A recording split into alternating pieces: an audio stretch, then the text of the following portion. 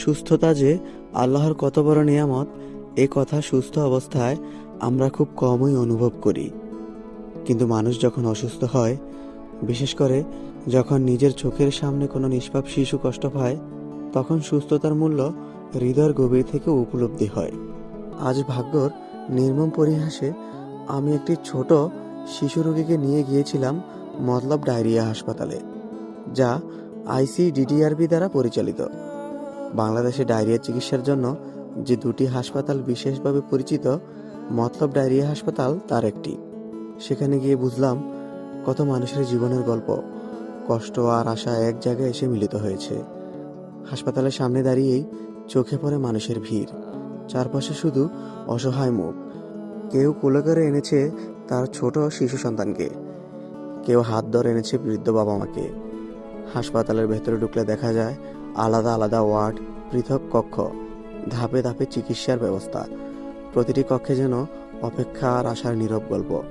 শিশুদের কান্না, মায়েদের উদ্বিগ্ন চোখ, বাবাদের নিঃশব্দ দোয়া, সব মিলিয়ে পরিবেশটা ভারী হয়ে ওঠে। একটি ছোট শিশুর চোখের দিকে তাকিয়ে বুকের ভেতরটা কেমন জানি মোচড় দিয়ে উঠে। এতটুকু জীবনে এত কষ্ট। আল্লাহ যাকে সুস্থ রেখেছেন, সে কত বড় নিয়ামতের মধ্যে আছে, তা তখন হাড়ে হাড়ে টের পাওয়া যায়। দূর দূরান্ত থেকে মানুষ এখানে আসে শুধু একটু সুস্থতার আশায়। কেউ গরিব, কেউ অতি সাধারণ, তবু সবারই একটাই চাওয়া, প্রিয় মানুষটা যেন আবার সুস্থ হয়ে বাড়ি ফিরতে পারে। ডায়রিয়ার মতো রোগ আমাদের কাছে ছোট মনে হলেও এই হাসপাতালে এসে বোঝা যায় এটি কতটা ভয়ঙ্কর হতে পারে, বিশেষ করে শিশুদের জন্য। ছোট ছোট শরীর, অথচ কত যন্ত্রণা সহ্য করতে হয় তাদের। তবুও সে নিষ্পাপ মুখে মাঝে মাঝে হাসি ফুটে ওঠে, যেন আল্লাহর রহমতের এক ঝলক। আমরা অনেক সময় আল্লাহর শুকরিয়া করতে ভুলে যাই, অভিযোগ করি, অল্পতেই অসন্তুষ্টি হই।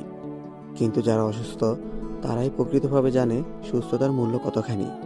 একটি স্বাভাবিক নিঃশ্বাস, এক গ্লাস পানি, ব্যথাহীন একটি দিন, এইসব যে আল্লাহর কত বড় দান, তা হাসপাতালের বিছানার পাশে দাঁড়ালেই বোঝা যায়।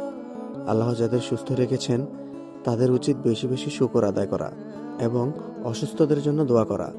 কারণ আজ যে সুস্থ, কাল সেও অসুস্থ হতে পারে। সুস্থতা আল্লাহর অমূল্য নিয়ামত। এই সত্যটি আমরা যেন কখনো ভুলে না যাই।